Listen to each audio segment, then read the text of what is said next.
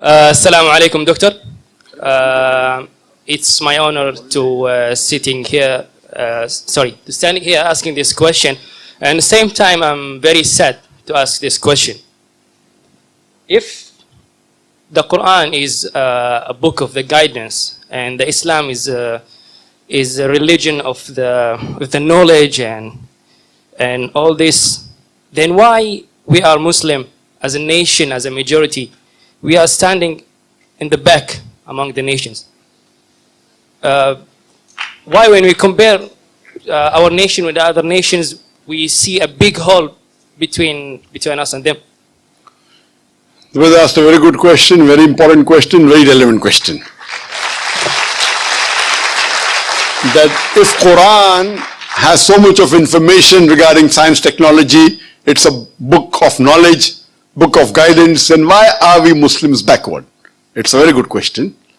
The reason is, if we look back into the history, from the 8th to the 10th century, we read in the historical books, the Europeans, they called it as the Dark Ages. Dark for whom? Dark for the Europeans. The Arabs, the advancement they made in science and technology was phenomenal. If you had to know about science, if you want to do research of science, you had to learn Arabic. Like how today we learn English. At that time, the Muslims were on top of the world because we were close to Qur'an and Sunnah. Today, the reason the Muslims are backward is because we are far away from Qur'an and Sunnah. So Qur'an is not to blame, you and I are to blame.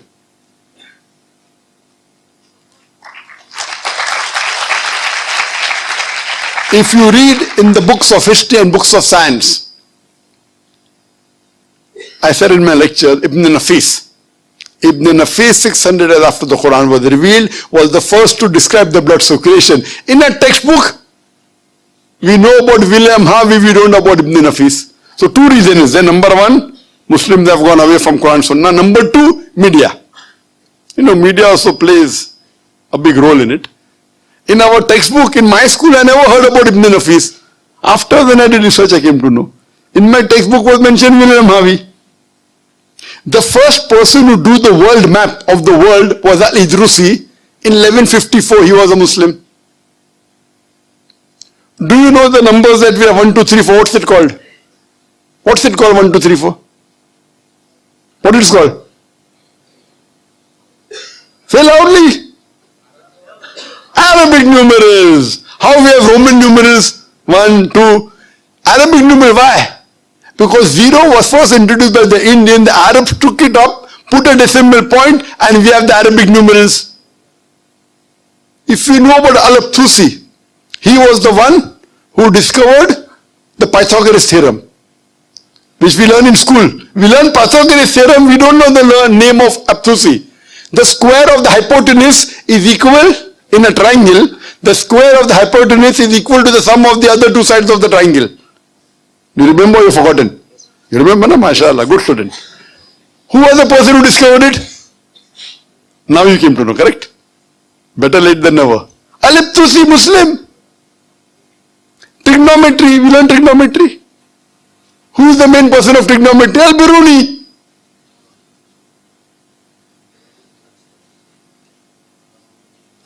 We learn chemistry. Who is the father of chemistry? We know Geber. It's not Geber, it is Jabir ibn Hayyan. They want to, change the name, westernize it, Geber. So Geber looks like a westerner, sounds like a westerner, correct? It is Jabir ibn Hayyan. He is the father of chemistry, wrote more than 200 pages, 2000 pages.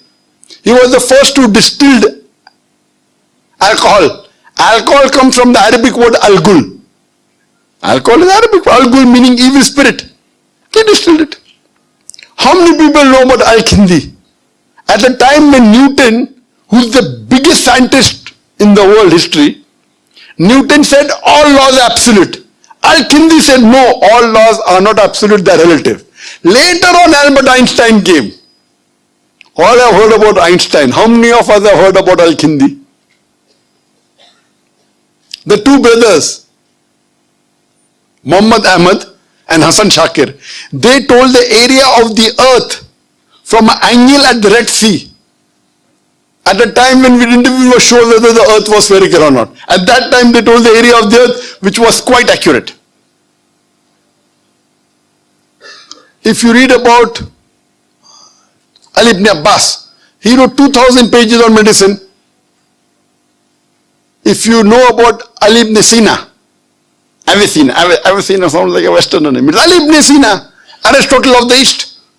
You can keep on giving examples. Muslims were on top of the world because we were close to Qur'an and Sunnah. Today, we are far away from the Qur'an and Sunnah. That time, if you wanted to get advanced in science and technology, it was compulsory you learnt Arabic. Arabic was the language on top of the world. Today, where is it? Who's to blame? We are to blame. So my request to all the Muslim brothers and sisters, you go back to the Quran. Study the Quran. Quran is the most positive book in the world. It's a proclamation to humanity. It's a fountain of mercy and wisdom. It's a warning to the heedless. It's a guide to the erring. It's an assurance to those in doubt. It's a solace to the suffering and a hope to those in despair.